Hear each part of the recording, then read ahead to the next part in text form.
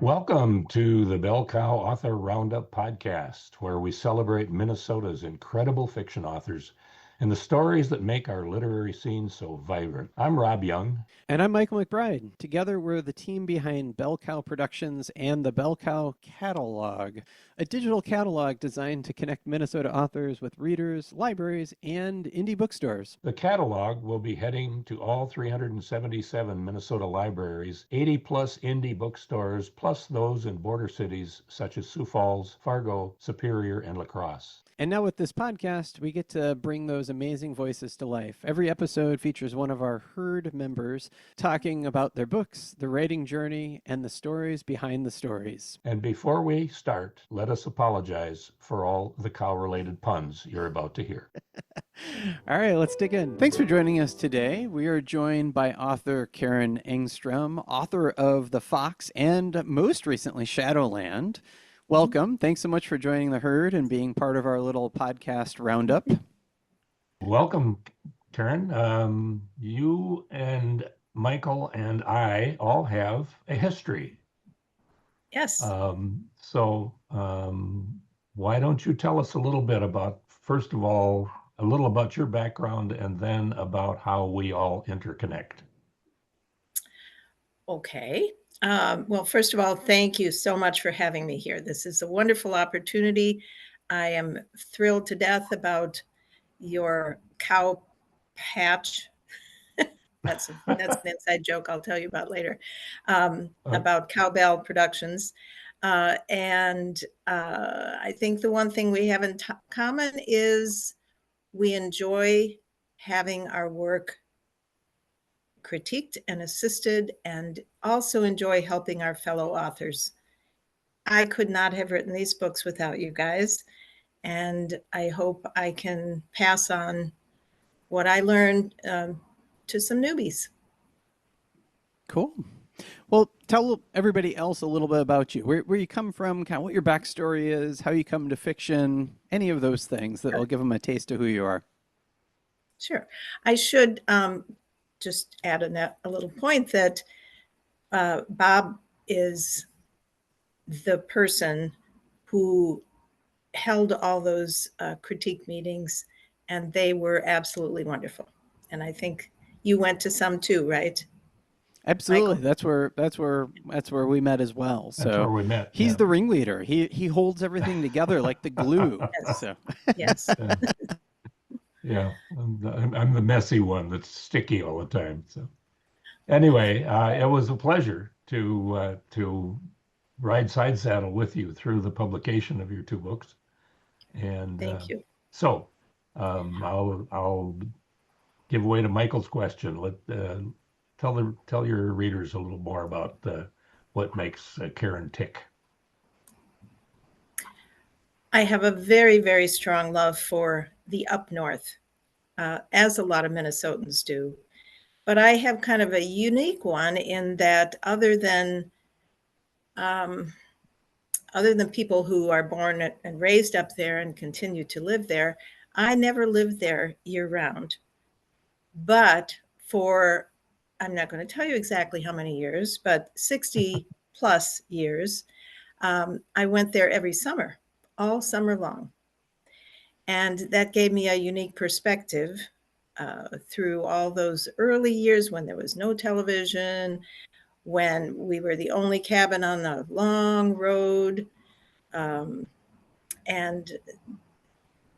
I think the isolation, the beauty of the place has always both inspired me and helped me grow my creativity. If you don't have friends to play with, you don't have television, the only thing you can do is read books and think about stories. So basically, I've had lots of jobs and all that other background we don't really care about. So it makes me want to ask you now, and this is a question that hadn't occurred to me before, but have you ever read Shirley Jackson's Summer People? No. So Shirley Jackson was famous for like the lottery, right? Where like everyone stones the person who wins. But Stephen King's favorite Shirley Jackson story is The Summer People. And The Summer People is this story of this couple who is in retirement and they've always gone to their cabin or cottage or lake house or whatever phrase you want to call that thing is, away from town. And they always have left at the end of the season. But now that they're retired, it occurs to them, why should we leave? We should just stay here. This would be great. And everybody in the town who are the locals keep asking them, like, when are you going home? Why are you still here? Aren't you going home? And there's like this implication, like something's going to happen if you remain. And it's just kind of spooky and haunting. And they stay. And as they do, there's a thunderstorm and the power goes out and they start hearing people creeping around their cabin. And then the story ends. So I'm wondering, as somebody who invades that local people space, did you feel accepted or did you feel an outsider with people there who were more local or grew up there? I would say I was pretty much an outsider. First of all, I'm an only child. And secondly, because I only came in the summer and there were no immediate neighbors, there were almost no other kids my age for me to play with. And then as I got older in the high school years, there were some kids on the lake and they, could drive their boats and some had cars. So yeah, then it was a little bit of partying, but nothing unusual, but no long-term friendships because I wasn't there. It also made it a little harder back home because all the kids in school, hung out all summer and I missed all that. So yeah, only child, pretty much alone with my creativity. Lots of Sure. stories in my head. It's funny, people talk about like how towns can be settings, they're characters, right, in the story. Like they're almost their own character. And I mean, one of the things that I love about both your books is, I mean, the lake is a character. It is both like a very present element in the story. It's also navigation. It's the way people, get around and transport themselves. And I mean, it's clear from the way you write about it that like you could navigate those waterways very clearly. I don't know if there's a question in there, but I just like that part about your books an awful lot. So I thought I'd throw that in there. So Tell us a little bit about your other vocation besides writing books. I think it's really interesting, and I think everyone should know about Well, that. we have a family business. My son is the primary person in it, and and that is we make fountain pen ink, handcrafted. Oh, Bob's got a bottle. I got him hooked on it. The first one was free, just a taste. Right. We make 32 glorious colors, and then my primary job now that I'm kind of quasi-retired and writing more is I make the formulas. I create new colors and especially for custom colors for, say, a pen maker or a stationery store wants a unique color with their label on. It's real fun. And the name of the company is Anderillium. Anderillium, yes, Anderillium inks. And do you come up with the names? Well, my son's last name is Anderson. Mm. No, I meant the names of the inks. Oh, because we collaborate, he and I, and yeah, we have. Because I love the names. I mean, the red ink is Chicago 1871, which obviously relates to the Chicago fire. But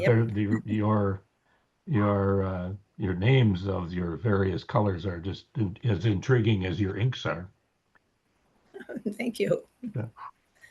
So anyway, that was just an aside. I thought it was interesting that I've never met anybody else that makes ink other There than are other than big companies that have yeah, them, done in a factory somewhere overseas.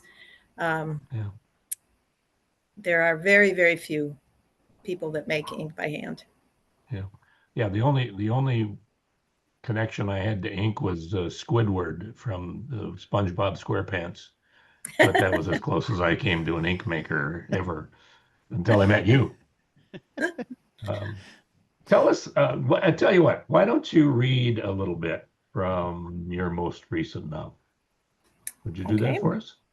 sure. See if I got enough light here. Well, this little page and a half takes place, first of all, the name of the book is Shadowland. The inspiration is a real place that this is a picture of on Lake Vermilion. But the picture is back in probably from the 40s, maybe. It's a picture my dad took. Anyway, this particular part of the story takes place in August of 1950. Carl Swanson, who is the main character in my trilogy, he's an immigrant, and he served in World War II in the U.S. Army. This particular scene is from the kind of the end of a fishing trip that he and two other friends went on. Irv is a friend. He's known a long time, and he happens to have a fishing camp, family-owned fishing camp up on Lake of the Woods, which from Lake Vermilion is a trek through an unbelievable part of the world, just lake after lake, bog, marsh, forest, forest, forest. No cities between Lake Vermilion and Lake of the Woods. So Irv has a float plane, which he keeps on Lake Vermilion. And every couple times of summer, he goes up to Lake of Woods. In this particular time, he took Carl and another gentleman from Chicago named Preston, who's an older man in poor health. So they fished for 3 days, and now they are ready to come back to Lake Vermilion.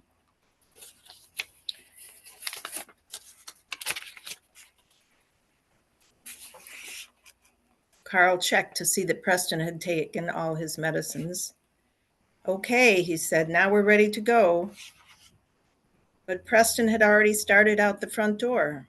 Carl noticed the medicine containers on the counter, shoved them into his pocket, picked up the suitcase, and rushed to catch up with the elderly man. Together, arms linked, Carl and Preston made their way carefully down the path to the dock where Irv waited by the plane. Carl took Preston's luggage with him as he climbed into the jump seat. It's a 2-passenger plane, and it has a little jump seat installed. Irv helped the old man into the passenger seat and buckled him in. He stood for a minute, checking the clouds and wind in the trees. He stared at the darkening horizon to the northwest before he climbed in. As they taxied away from the dock, Irv said, "Damn, I left a couple of Cubans on the sideboard. I meant to bring them with me. I mean, we got to smoke them before we die. Can't do it after." Carl didn't hear the words, but he laughed too when he picked up on Irv chuckling to himself. Carl leaned around the pilot seat and said, "Sorry, Irv, can't hear you back here." "Oh, yeah, well, nothing important," Irv replied. "Let's get this baby in the air before that storm front gets any closer." Irv guided the nose of the plane into the wind and revved the engine. The propeller engaged, and they started gaining speed. Just another long minute, and they would be in the air. Carl leaned forward between the seats to speak to Preston. "Isn't this exciting? Boy, I wish I knew how to fly a plane." Preston's head was forward, his chin pressed to his chest, like it was when he was taking a nap on the porch. "Preston, are you sleeping?" Carl leaned close to Preston's face to see his eyes and was greeted with a distinct smell, sort of like the smell of almonds. He'd smelled it before. In that instant, he was with his platoon in northern Italy.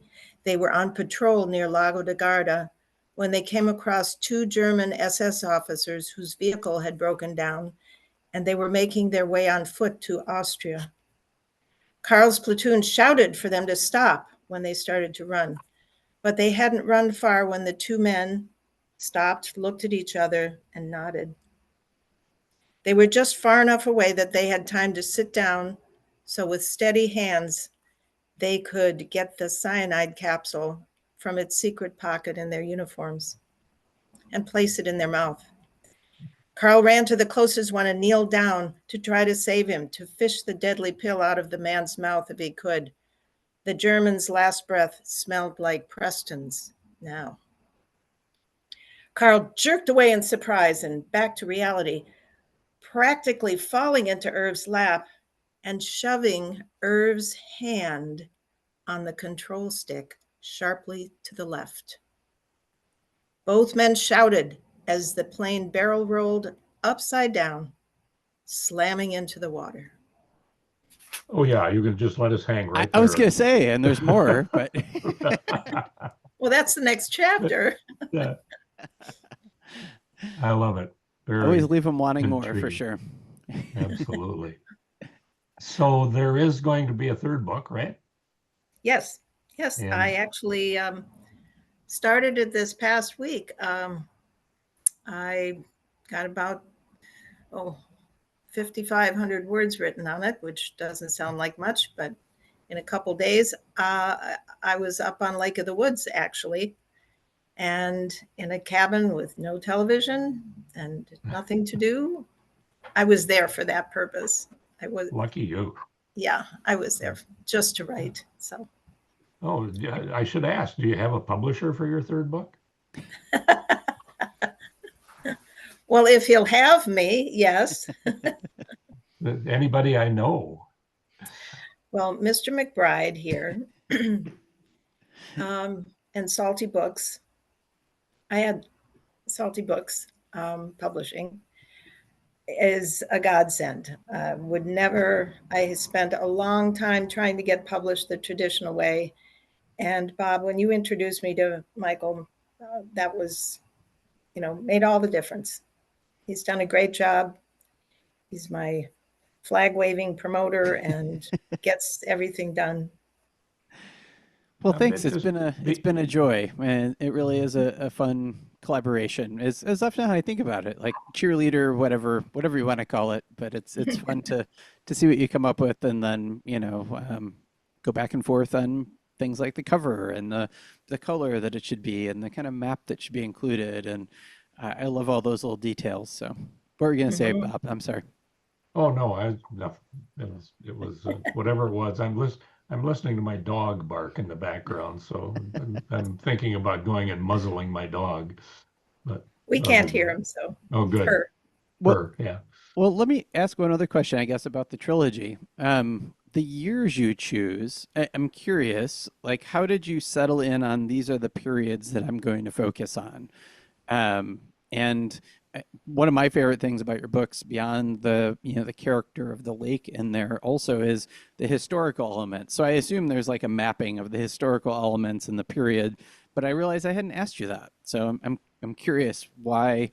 What was it, 1948 and then 1950, and I don't know where bear season will be in terms of the period, but Bear season is 1952 and 1932. And I'm drawing in a little bit. So, as you know, there's themes that come through. I didn't really plan to have themes, but they just came out. And this one, however, because I now realize that happens, I can see the themes sooner. The themes this time are alcoholism, reaction to in the past, in 32, it's like what happened, what's left over from the stock market crash and how people lost their jobs and women had to work more and so forth. And then the third theme is bear, but we've come a long way in how we think of that animal. Even in the 50s, they were considered varmints. They were shot. There was no hunting season. They were just shot to get rid of. They were pests. And we've come a long way from that. And I'm trying to show many things about bear. I have so many vignettes from my years up there that I'm going to incorporate a lot of those into the story. And there's one other aspect, and it's prejudice, but not the way we're thinking of it today. But in 1932, McCarthyism. So I'm not going to get political, but there will be a little bit of us versus them kind of thing. Sure. I think you meant 1952, right? You said 32. Yes, I apologize. Yeah, 52. Okay. So we typically kind of end these podcasts by doing what we used to call a rapid fire lightning round, but then the questions turned into something that weren't very fast. Oh, that was the lightning round?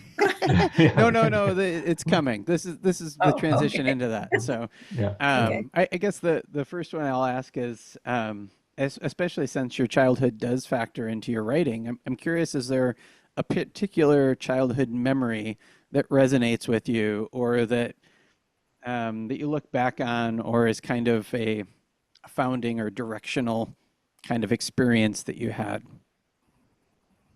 For each of these books, yes. Just for you personally, really, is what I'm wondering. Like, is there something that drives you, like childhood Karen, like that moment, for whatever reason, set you on this path? Is there something like that?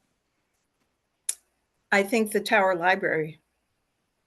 I read every book in that little library, and many books that I should not have read, to tell you the truth. Okay, which brings me up to, what's your favorite banned book? It's a good one. A banned book.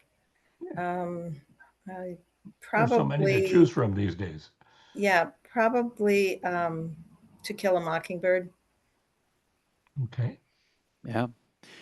What about food? Because I have the insight and know that you have a plethora of cookies that you are known to be able to make. But I'm curious, like, is there a particular food that you are known for that people come to expect when you host?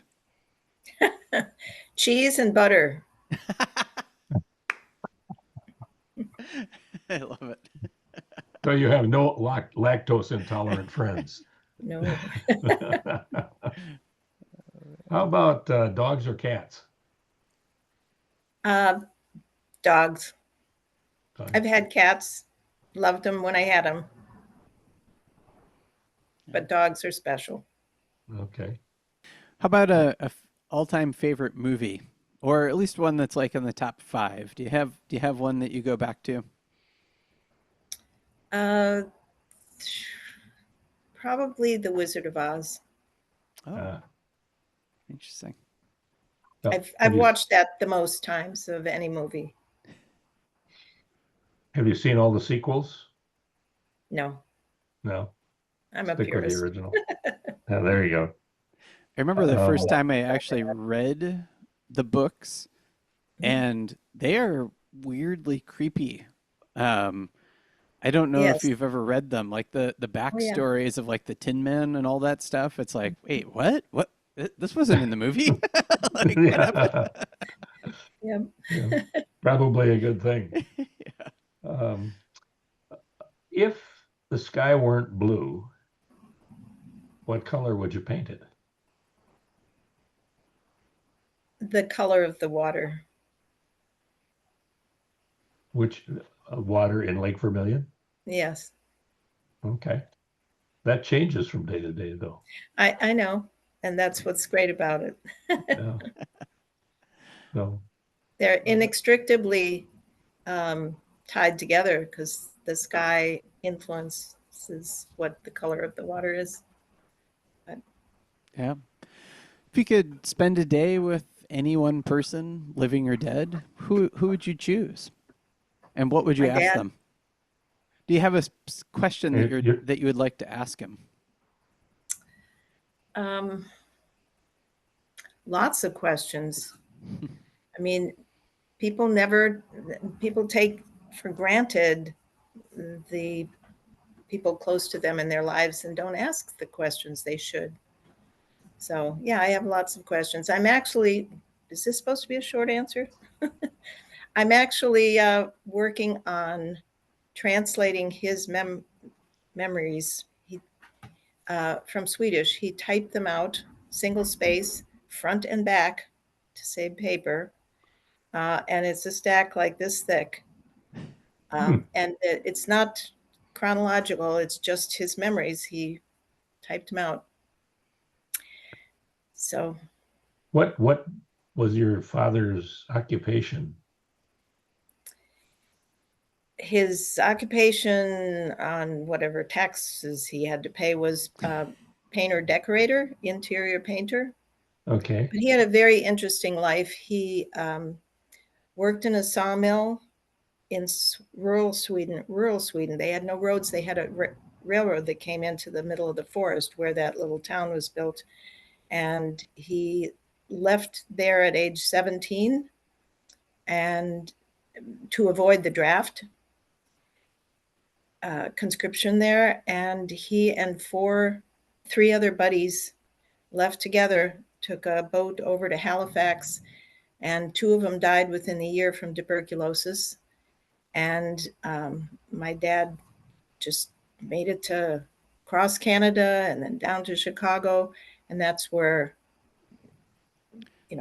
he lived most of his life. And he also spent some time in Florida. He was quite an adventurer, and he liked to explore Interesting. the woods So, wherever. picking up on the exploration, if you could travel anywhere, where would it be? You mean where I haven't been? Or or where you have been and you want to go back to? Um, I would give a lot to have my cabin back on Lake Vermilion, Ah, okay. but So, I love traveling. I'd love to go back to Europe. I haven't been to Spain and Portugal, um, so I would like to travel to those two countries. Been to pretty much all the other ones.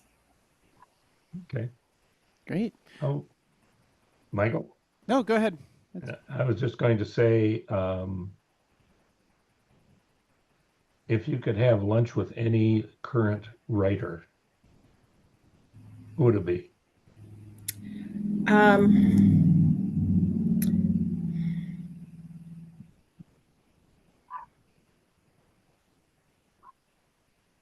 Probably, this is maybe somebody you've heard of, Paul Dorian. He writes Mhm. like William Kent Kruger and um, stories, but they take place in Maine, Okay.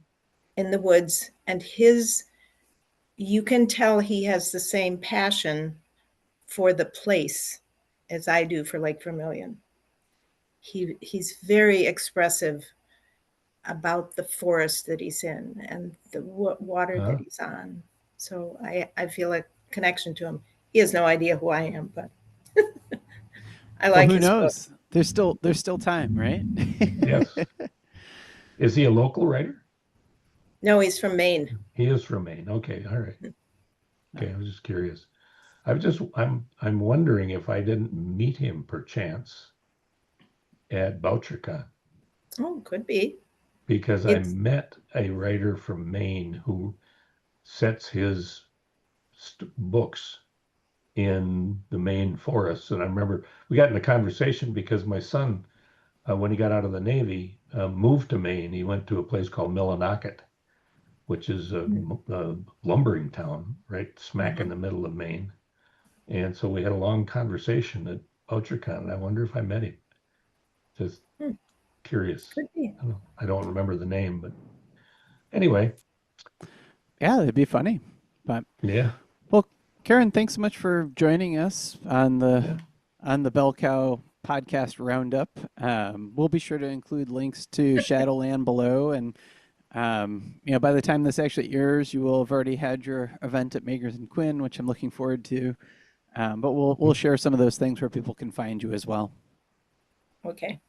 yeah, yeah. Thank you so much. See This you Monday was night. really fun. Yes, Yeah, thank you. yeah. And don't forget, you can see this book and more from Minnesota authors in the Bell Cow catalog, heading to libraries and indie bookstores across Minnesota and beyond. Thanks for tuning in to the Bell Cow Author Roundup podcast. We'll be back next Tuesday with another amazing Minnesota author.